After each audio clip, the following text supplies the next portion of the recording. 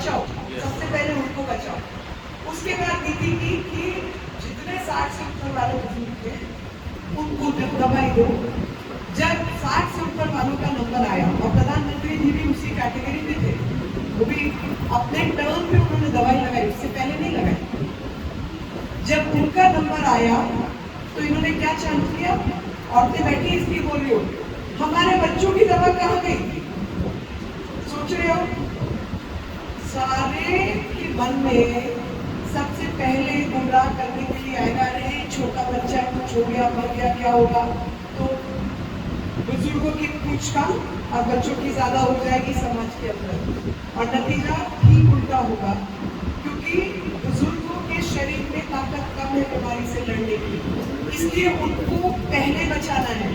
उनकी इम्यूनिटी कम होती है, तो पहले उनकी देखभाल जरूरी है।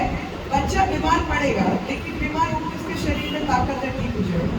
उसको 4 दिन बाद भी दवा मिल गई तो कोई फर्क नहीं पड़ता, क्योंकि उसके शरीर में ताकत है, वो ठीक हो जाएगा। तो ठीक उस समय पर भी जनता को गुमराह करना। मन में मेरे को इतनी पीड़ा होती है जब मैं ये लोगों का चरित्र देखती हूँ कि ऐसे बुरे टाइम पे कोई राजनीति कर सकता है क्या? लाशों के ढेर पर अपने देशवासियों को मरता हुआ देख सकते हो? हम लोग तो नहीं देख सकते, हम तो उसमें कोई अंतर्भेद भी नहीं करते, ना रंग का, ना पार्टी का, ना जाति का, ना धर्म का, ना लिंग का। भैया जिसकी जरूरत है पहले उसको दो। और यही काम मोदी जी की सरकार ने किया कि अब तक जितनी चीजें हुई, भाई बुजुर्ग है तो किसी जाति धर्म किसी रंग का कोई भी हो उसको मिलेगा। कोरोना वॉरियर किसी जाति धर्म लिंग कुछ भी हो उसको पहले मिलेगा। बच्चों की बारी आएगी तो सब बच्चों को साथ ही मिलेगा। गलत था ये, ठीक था, सही था ना? और पूरे देश को फायदा मिला ना? और आज ईमानदारी से मैं आप सबसे पूछना चाहती हूँ, कोई भी व्यक्ति विपक्ष में से प्रधानमंत्री होता, क्या कोरोना का समय इस तरीके से हम निकाल पाते? इन लोगों ने कोई कसर नहीं छोड़ी।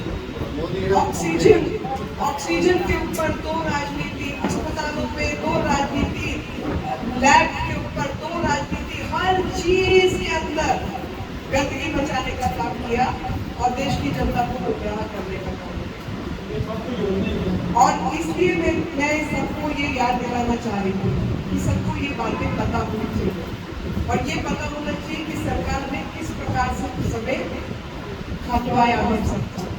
आज हर देश, पूरे देश में हर डिस्ट्रिक्ट के अंदर, हर डिस्ट्रिक्ट अस्पताल में वायरस को टेस्ट करने की लैब बनी हुई है। पहले नहीं थी, टेस्टिंग लैब नहीं थी हमारे यहाँ।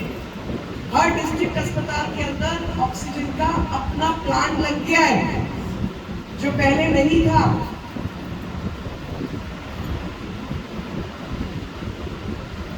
पैरासिटामोल, हाइड्रोक्सीक्लोरोक्विन, ये दवाएं हमको नहीं मिल पाती थी।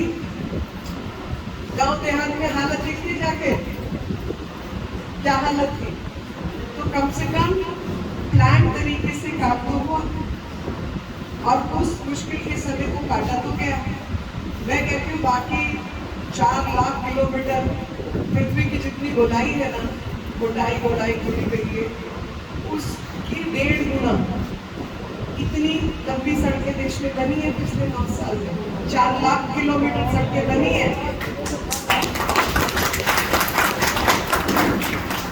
60-65 एयरपोर्ट थे, आज 145 एयरपोर्ट्स हैं।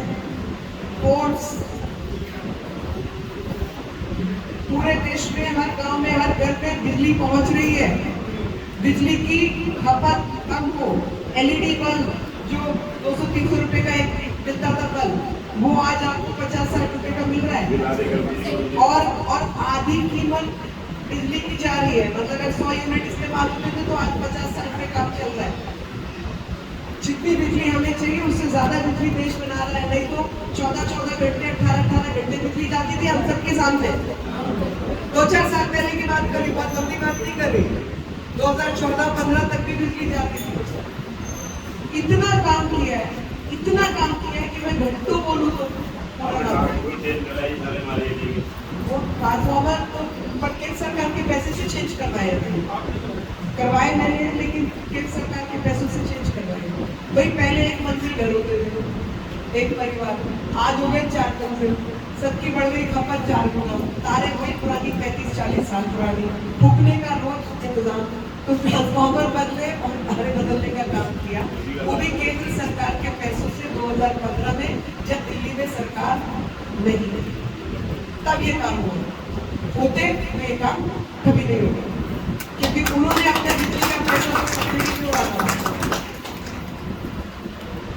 इससे ज्यादा कुछ नहीं कहूंगी, आप सबका सहयोग चाहिए। आप सब लोग अपना अपना फोन निकालिए,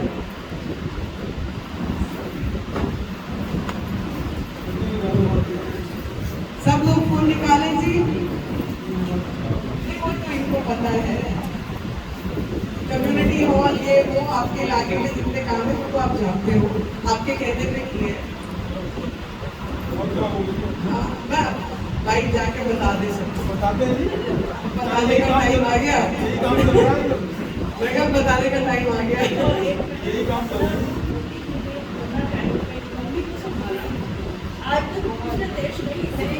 मैं कोई पॉलिटिक्स से ज्यादा बात नहीं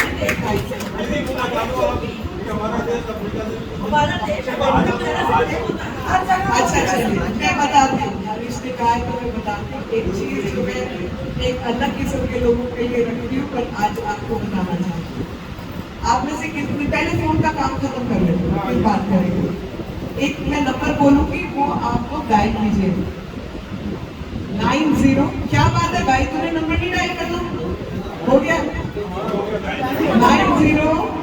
90 3 बार 90 90 90 90 90 90 हो गया। 20 24 20 24 90 90 90 20 24 90 90 90 2024 डायल करो। आपका नहीं हुआ, खुल नहीं रहा, मिस्ड कॉल दो। मिस्ड कॉल देने के बाद एक लिंक आएगा आपके पास, उस लिंक पे फॉर्म आएगा जिसमें आपको अपना नाम, नंबर और लोकसभा, नई दिल्ली लोकसभा लिख के भेजना है, ठीक है। ये मोदी जी के समर्थन का एक आह्वान है। आप सब समर्थक है ना? सबका वायदा ना, लगकर काम करेंगे, लगकर काम करेंगे। तीसरी बार मोदी सरकार 2024 में आप सबकी मेहनत रंग लाएगी।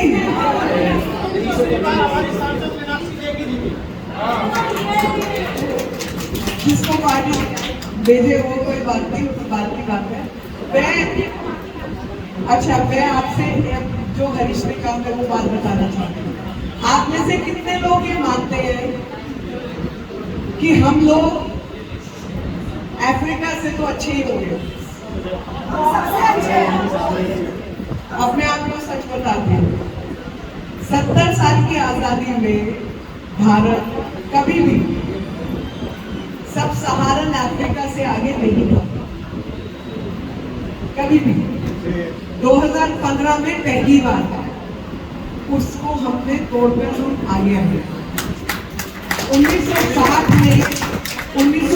में हमारी सबसे अधिक इम्प्रूवमेंट रेट थी और वो थी 18।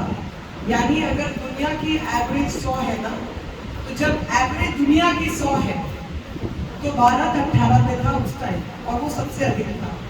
और उसके बाद और उसके पहले लगातार नीचे, और हम पहुंच गए थे 6 पर। और जो आज आप स्थिति देख रहे हैं ना पाकिस्तान की, कितने लोग खुश हैं?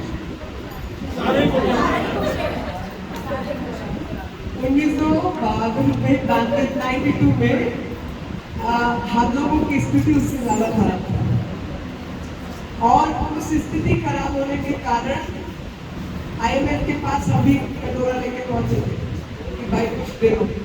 तो IMF जो कहते हैं ना ये बार बार कि मनमोहन सिंह महान अर्थशास्त्री और उसने ये कर दिया, वो कर दिया, वो कर दिया, कहानी ठीक उल्टी है। कहानी है कि 1971 से प्रधानमंत्री की आर्थिक नीति की जो काउंसिल होती है, इकोनॉमिक काउंसिल जिसको बोलते हैं, उसका मेंबर था। और उसके मेंबर होने के साथ ही ये बन गए डिप्टी गवर्नर आरबीआई, फिर इनकी पदोन्नति हुई, ये बने गवर्नर आरबीआई, फिर ये बने फाइनेंस मिनिस्टर और फिर ये बने देश के प्रधानमंत्री। इनकी पदोन्नति होती गई और देश की अर्थव्यवस्था, आप बताओ ये मुमकिन है मोदी सरकार में है कि कोई आदमी काम ना करे, अर्थव्यवस्था डुबोए और उसको पदोन्नति मिल जाए? हो सकता है? तो ये थी पहले की सरकार है। 1971 से जो व्यक्ति डिसीजन मेकिंग प्रोसेस का हिस्सा है कि देश की नीति क्या होगी, उसका हिस्सा है, उसी व्यक्ति के चलते तो IMF के लोन के लिए हमको जाना पड़ा। और फिर जब लोन के लिए गए तो वो सारी कंडीशंस IMF ने इम्पोज की थी हमारे ऊपर कि भैया सोना गिरवी रखो, नहीं तो 2 रुपए नहीं मिलेंगे तुम्हें, अपनी मार्केट खोलो, नहीं तो पैसे नहीं देंगे, GM फूड अलाउ करो, नहीं तो तुम्हें बीज नहीं मिलेंगे। ये सब काम उन्होंने किया था जी, और इसका हमने महिमा मंडल करके उसको मान बना दिया कि सबसे महान अर्थशास्त्री देश में कोई हुए तो। ये सच्चाई है जो आपको पता होनी चाहिए। और सोना गिरवी हमको इन कंडीशंस में रखना पड़ा था। किसी महाजन के जाते थे, महाजन वाली बात भी खत्म करो, 1000 रुपया, 2000 रुपया, 10,000 रुपया, भैया हर बार गिरवी तो एक चीज होती है, लोग अपने आप को गिरवी रख के आ जाते हैं। इस देश की परिस्थितियां इतनी खराब थी कि बंधुआ मजदूर बन जाते थे लोग, 2-4-5 हजार ले लेते थे उधार, और फिर जाके क्वारीज में काम करने के लिए मजबूर हो जाते थे। उनके बच्चे बंधुआ मजदूर बन जाते थे, पोतियां मजदूर उनके बंधुआ मजदूर करते थे। आज आपको 10,000 तक तो घर आके सरकार देके जाती है। रेडी पटरी का काम करना है तो भारत सरकार के बैंक आपके लिए खुल गए हैं, वो बैंक के खाते खुलने की वजह से। और जो लोग कहते थे कि हम 100 रुपया बेचते हैं और 15 रुपया पहुंचता है, तो आज हम कहते हैं कि हम 100 बेचते हैं और 100 ही पहुंचता है। और जब तक वो व्यक्ति अपने 100 रुपये निकालता है तब तक वो 110 हो जाता है या नहीं? ये देश की अर्थव्यवस्था में बदलाव आया।